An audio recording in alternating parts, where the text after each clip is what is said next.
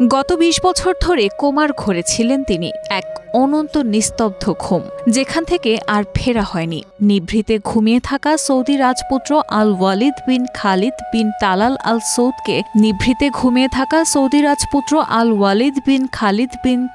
আল সৌদকে জাগাতে ব্যয় হয়েছে অগণিত অর্থ, কিন্তু কোনো জাদুকরী সোনার কাঠিও কাজ করেনি।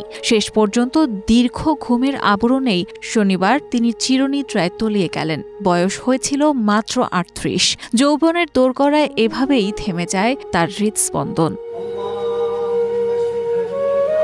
শনিবার এক্সে দেওয়া এক পোস্টে আল ওয়ালিদের বাবা প্রিন্স খালিদ বিন তালাল বিন আব্দুল আজিজ তার ছেলের মৃত্যুর খবরটি নিশ্চিত করেন।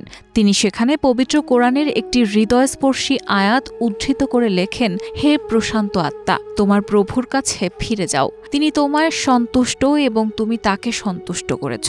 আমার সৎকর্মপরায়ণ বান্দাদের দলে প্রবেশ করো, আমার জান্নাতে প্রবেশ করো। তিনি আরও লেখেন, আল্লাহর ফয়সালা ও তাকদিরে বিশ্বাস রেখে গভীর দুঃখ ও শোকের সঙ্গে আমরা আমাদের প্রিয় পুত্র প্রিন্স আল ওয়ালিদ বিন খালিদ বিন তালাল বিন আব্দুল আজিজ আল সৌদের মৃত্যু সংবাদ জানাচ্ছি।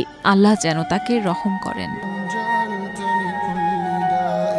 সৌদি যুবরাজের জানাজা অনুষ্ঠিত হবে আজ। ২০০৫ সালে লন্ডনের একটি সামরিক কলেজে পড়ার সময় ভয়াবহ এক সড়ক দুর্ঘটনায় গুরুতর আহত হন সৌদি রাজপুত্র আল ওয়ালিদ। দুর্ঘটনার পর মস্তিষ্কের রক্তক্ষরণ হওয়ায় তিনি কোমায় চলে যান।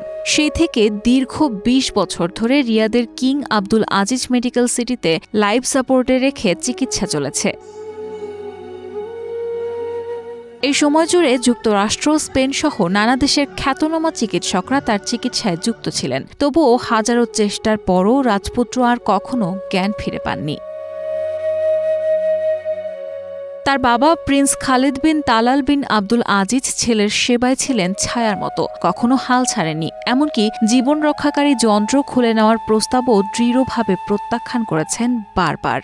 তার অটল বিশ্বাস ছিল, জীবন মৃত্যুর মালিক শুধু আল্লাহ। মাঝে মাঝে ছেলের দেহে সামান্য নড়াচড়া বা প্রতিক্রিয়া দেখা দিলে তিনি নতুন করে আশায় বুক বাঁধতেন, কিন্তু অবস্থা কখনোই উন্নতির দিকে যায়নি। দীর্ঘ ২ দশক কোমায় থাকার পর সবশেষে প্রিন্স আল ওয়ালিদ পৃথিবীর সকল মায়া ছেড়ে চিরঘুমে তলিয়ে গেলেন। তার মৃত্যুতে শুধু সৌদি আরব নয়, গোটা মুসলিম বিশ্ব শোকে নিমজ্জিত। তার জীবনের সঙ্গে জড়িয়ে থাকা আশা আর বিশ্বাসের গল্পগুলো এখন মানুষের মনে রয়ে যাবে স্মৃতির মতো। একটানা ২০ বছরের নীরব যুদ্ধ শেষে রাজপুত্র বিদায় নিয়েছেন, ভালোবাসা, প্রার্থনা আর অপেক্ষার সকল অধ্যায় পেছনে ফেলে। রায়হানা মুন, প্রবাস খবর।